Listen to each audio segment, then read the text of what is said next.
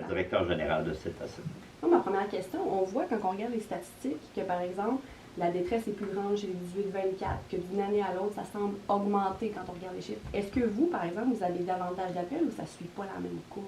Non, nous, je pourrais dire dans les 10 dernières années, là, il y a eu une croissance constante d'année en année de la demande d'aide, puis du nombre de gars qu'on a pu rencontrer. L'année passée, l'année qui s'est terminée en mars 2022, on avait 100 demandes, 100 gars de rencontrer de plus que l'année précédente. Et on s'attend que cette année, on aura encore une croissance. À ce moment-ci, je ne peux pas donner le nombre encore, mais on le voit qu'il y a encore une croissance dans la demande.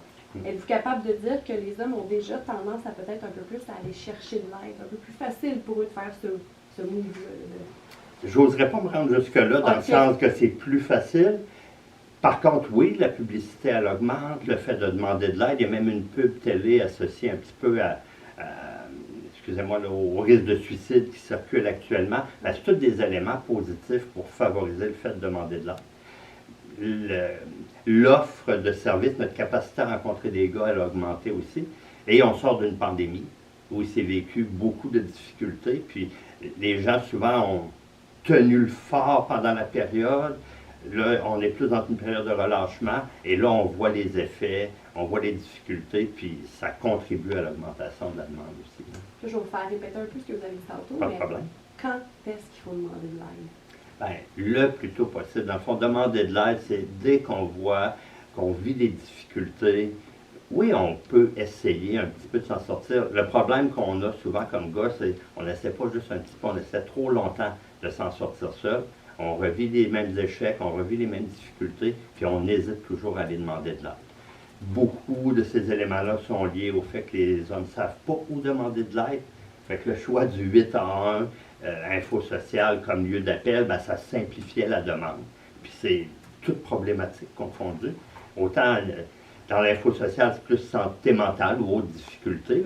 Le 8 à 1, c'est aussi au niveau d'info santé. Ouais. Puis l'enjeu de la demande d'aide des hommes, on la vit autant au niveau de la santé physique que de la santé mentale, du fait d'hésiter longtemps avant de demander de l'aide. Parfait. Qu'est-ce qu'on remarque le plus dans les appels que les hommes font, qui vont venir vous voir, qui est la source la plus importante, mettons, de détresse? Est-ce que c'est l'isolement, l'anxiété? C'est quoi la nature? Ce qu'on voit beaucoup, là, je dirais plus dans les dernières années, là, beaucoup de contextes de séparation. Puis avec le contexte de séparation, des fois s'ajoute de l'anxiété, d'autres difficultés, des difficultés financières. Tout le monde le voit bien de ce temps-ci. C'est un ensemble de petits éléments qui viennent souvent accompagner un enjeu qui est plus majeur. Et je dirais l'aspect de la séparation, là, de façon non officielle, comme statistique, là, je dirais que ça représente au moins la moitié des hommes qu'on peut rencontrer. Ah oui, OK. Ce que je voulais vous demander aussi, c'est, dans le fond, qu'est-ce qu'on va leur offrir quand ils vont venir nous contacter? Est-ce que c'est des services de psychologue ou... Non, dans le fond, on n'a pas une équipe de psychologues, on a une équipe d'intervenants, donc des gens formés en intervention.